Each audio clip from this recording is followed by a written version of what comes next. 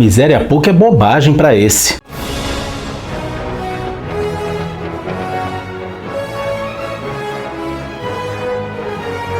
Olá, bem-vindo ao Fantasma Brasil. Com uma mitologia tão rica, o fantasma se torna um prato cheio para que um autor possa trabalhar com ele das mais variadas formas. É possível escrever histórias com vários dos seus ancestrais e até mesmo com as gerações futuras.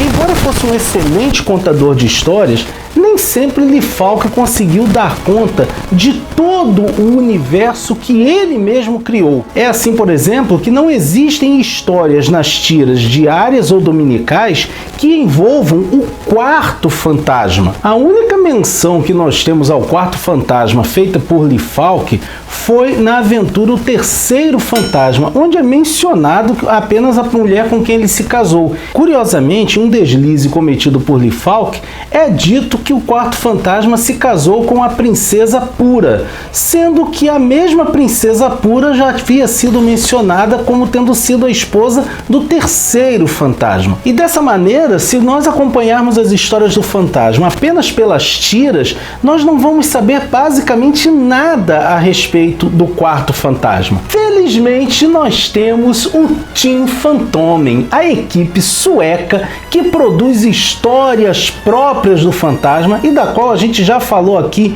em outras ocasiões. O Team Fantomen criou histórias muito interessantes envolvendo o quarto fantasma. E se você está preocupado achando que essas histórias não são canônicas, por considerar que apenas as tiras escritas por Lee Falk são consideradas canônicas, atente para o fato de que o próprio Lee Falk chegou a assimilar nas suas histórias elementos oriundos do Team Fantomen, como por exemplo, o estado vizinho, a Bangala Ródia, foi uma criação do Team Fantomen que Lee Falk fez questão de adicionar às suas próprias histórias. Dessa maneira, nós podemos dizer que tanto as tiras diárias e dominicais do fantasma, escritas por Lee Falk e depois por Tony DePaul, quanto as histórias produzidas pelo Team Fantomen representam o cânone oficial do espírito que anda. Sobre o quarto fantasma, cujas aventuras continuam inéditas no Brasil, nós temos alguns pontos muito interessantes. Ele teria nascido em 1604, sendo filho do terceiro fantasma com Rosamunda, a sobrinha neta de Cristóvão Colombo. Seguindo os passos de seu pai, o terceiro fantasma, o jovem Kit Walker IV fugiu da escola também. Ele pensava em se tornar, inclusive, um cavaleiro maltês, mas ele acabou sendo capturado por piratas e precisou de uma grande dose de sorte e ajuda para poder escapar deles. Na história Vambalo, o bruxo, o terceiro fantasma foi gravemente ferido por uma pantera e teve um pedaço da sua roupa rasgado e levado pelo feiticeiro, que fez um boneco voodoo. Na verdade, ele havia envenenado as garras da pantera para fazer com que o fantasma morresse e assim o poder dos sacerdotes, dos feiticeiros, não fosse mais abalado como vinha sendo. Prevendo o pior, o líder dos Bandar manda que busquem o filho do fantasma, que ao voltar encontra seu pai às portas da morte. E ali mesmo, na Caverna da Caveira, ele faz o juramento e seu pai acaba morrendo. E basicamente no mesmo momento ele é chamado para intervir em um problema que estava acontecendo, justamente um problema perpetrado pelos feiticeiros que queriam acabar com as missões religiosas ali na região, porque elas estavam interferindo no seu poder. E eles estavam se propondo a fazer um verdadeiro massacre de homens, mulheres e crianças inocentes. O quarto fantasma então vai para intervir e é com surpresa que Vambalo vê que ele não está morto, pois ele acha que é o mesmo. Ele desconfia que o fantasma seja um homem mortal como qualquer outro, mas o fato de repente o fantasma estar ali diante dele faz com que ele se questione dessa certeza. Logo na sua primeira nessa tarefa, o jovem quarto fantasma tem que enfrentar um verdadeiro gigante. E quando os feiticeiros percebem que ele vai vencer, eles lançam um dardo envenenado por uma zarabatana, para assim fazer com que o fantasma perdesse um pouco o equilíbrio e o gigante Grok pudesse efetivamente vencê-lo. Felizmente, os Bandar acabam salvando o quarto fantasma de morrer na sua primeira missão. Descoberto isso, o quarto fantasma volta à carga para enfrentar os feiticeiros. E qual não é a surpresa quando nós descobrimos que o terceiro fantasma não morreu? Ele realmente havia sido envenenado por Vambalo, mas ele resistiu muito e ele meio que perdeu a consciência durante algumas horas. É assim que o quarto fantasma se torna talvez o único fantasma que fez o juramento 2 vezes. Em 1625, quando o terceiro fantasma morre, o quarto fantasma assume definitivamente o posto. E ele acaba ficando conhecido por 2 coisas. Uma por ter sido o fantasma mais inteligente da dinastia.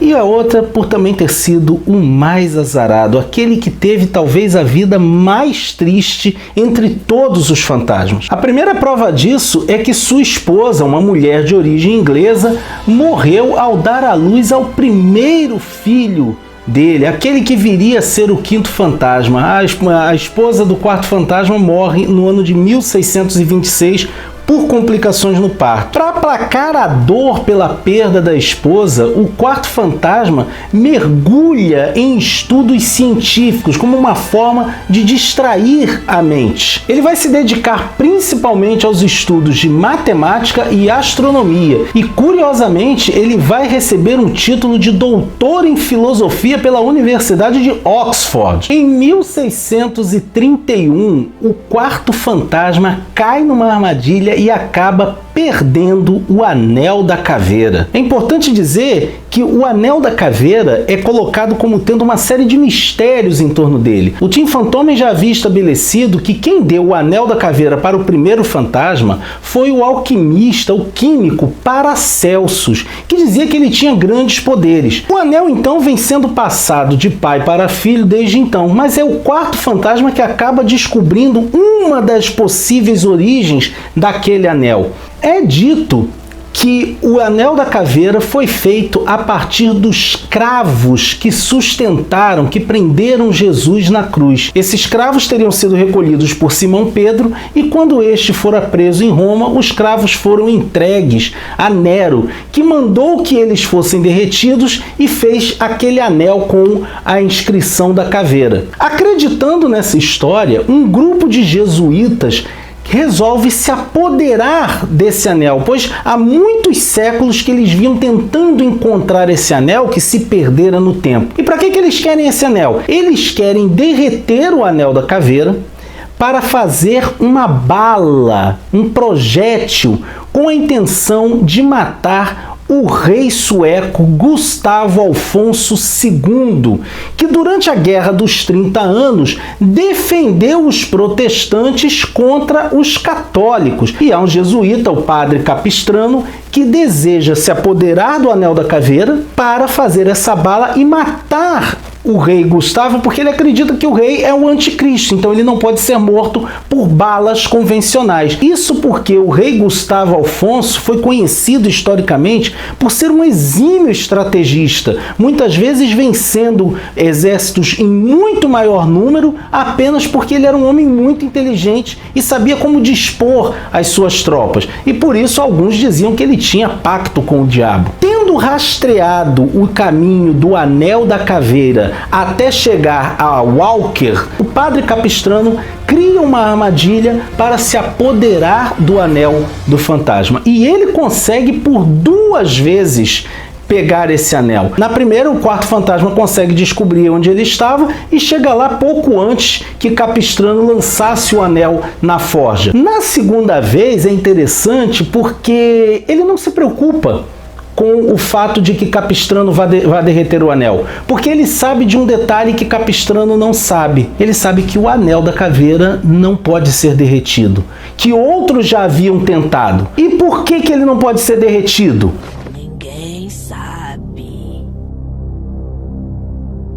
É isso aí, gente, é um mistério, ele não sabe por quê. E Capistrano realmente percebe que não consegue derreter o anel, então ele resolve fazer do próprio anel um projétil para lançar contra o rei Gustavo Afonso. Só que ele acaba não conseguindo, ele acaba sendo pisoteado pelo cavalo de Gustavo e o anel fica na mão dele. Um grupo de soldados suecos que estava pilhando os corpos acaba encontrando o anel e um deles acaba levando como um amuleto. E o quarto fantasma passa anos sem conseguir encontrar o anel da caveira.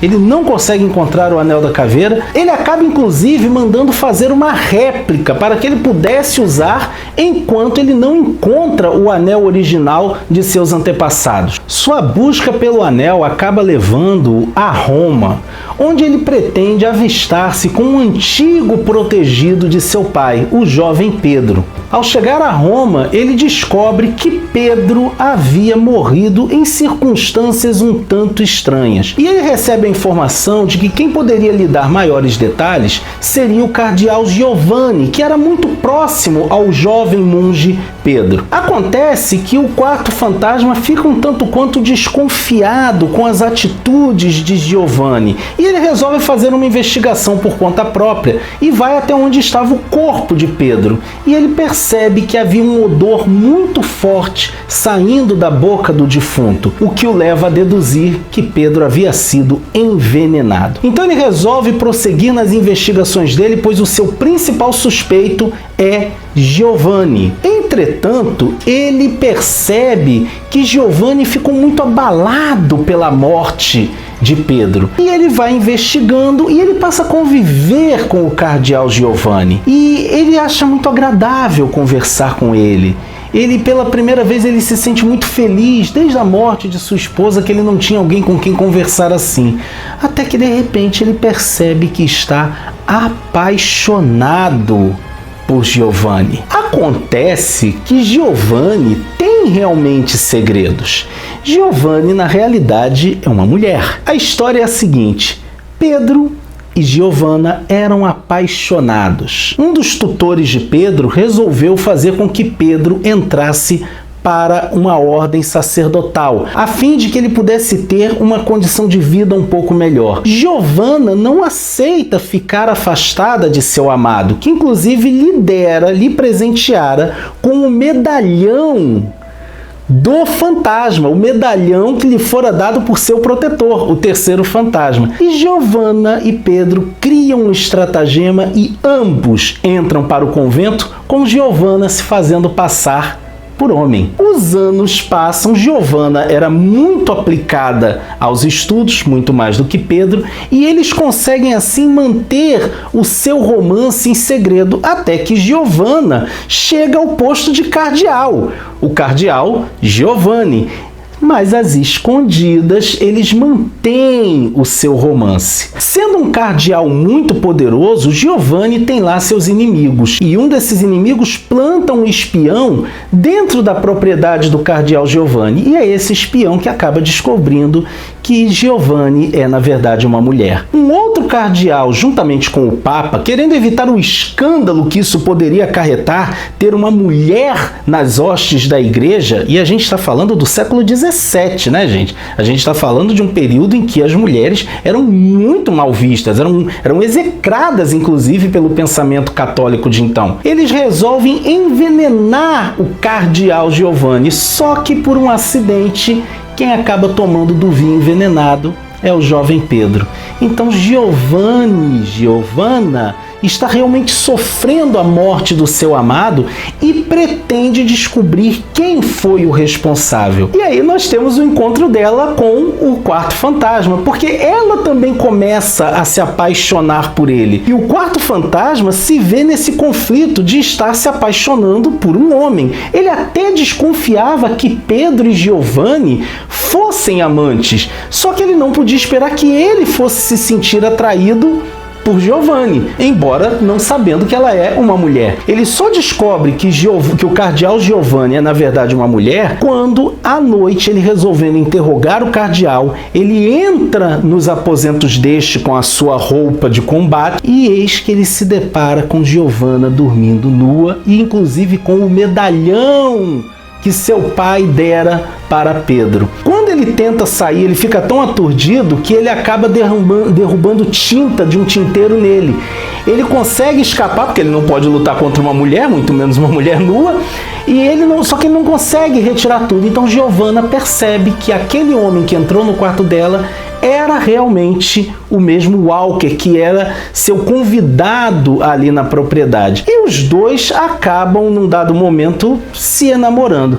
É até interessante que essa história, né, do fantasma se apaixonar por um homem que ele não sabia que era uma mulher, lembra muito a mesma situação de Riobaldo em Grande Sertão Veredas, um livro maravilhoso do Guimarães Rosa, quando Riobaldo relata que ele gostava de Reinaldo como se Reinaldo não fosse homem como ele. Só no final é que ele descobre que... não, quem quiser vai ler o livro. O Quarto Fantasma e Giovanna permanecem tendo um romance às escondidas, até que ele recebe uma pista de onde poderia estar o seu anel. Ele resolve sair de Roma para ir atrás dessa pista, e ele quer que Giovanna venha com ele, porque ele sabe que ela tem muitos inimigos e que quem matou Pedro pode tentar matá-la, mas ela não aceita. Ela diz: você acha que eu sou uma mocinha precisando de proteção? Eu sei me defender. E assim eles acabam se separando. Quando o fantasma retorna meses depois, ele tem uma dupla surpresa. Primeiro, que quando ele chega havia sido eleito um novo papa. O cardeal Giovanni era o novo papa depois da morte do anterior. E quando o fantasma vai conversar com Giovanna, ela confessa para ele que foi ela que matou o papa anterior com a intenção de chegar à cadeira de São Pedro. Ele acha aquilo um absurdo. Ela manda que ele saia, eles discutem e é o momento que ela diz: se você não pode me obedecer, me respeitar como papa, pelo menos respeite a vontade de uma mulher grávida. Giovanna está grávida do fantasma. Gente, a história assim, eu acho que buga a cabeça dele. Saindo dali e preocupado com o destino de Giovanna, o quarto fantasma acaba caindo em uma emboscada, onde ele é feito prisioneiro pelo cardeal que havia matado Pedro e que já planejara a morte de Giovanna. Ele acaba envenenando o novo papa em pleno momento da cerimônia. Mas o veneno, além de fazer mal a ela, acaba provocando um parto prematuro. Ela morre em plena hora do parto e a criança nasce morta. O fantasma vai atrás desse cardeal e esse cardeal acaba se suicidando. Ele toma uma dose de veneno quando o fantasma chega. E o fantasma ainda diz para ele: que Deus te perdoe, porque eu nunca perdoarei. E ele leva para Bangala o corpinho do neném e o sepulta dentro da cripta dos fantasmas. E a história que conta isso é bonita porque é uma história contada pelo 21º fantasma para Kitty e Heloise, porque eles o haviam visto à noite indo fazer um ritual, acender uma vela e fazer uma oração pela alma de Giovanna e do bebê. E é interessante que, apesar da gente saber que o quarto fantasma já tinha um filho de 8 anos nessa época, o 21º fantasma termina dizendo assim: se a criança tivesse sobrevivido, teria vindo morar aqui, teria crescido na Floresta Negra e sido treinada, e um dia poderia ser o fantasma. É quando Heloise pergunta: então era um menino? E o fantasma responde: não, era uma menina. É muito bacana como é que o fantasma trabalha a questão da representatividade. E quanto ao Anel da Caveira, o quarto fantasma consegue recuperá-lo? Não. A recuperação do Anel da Caveira acabou sendo uma tarefa levada a cabo pelo quinto fantasma. E isso é uma outra história.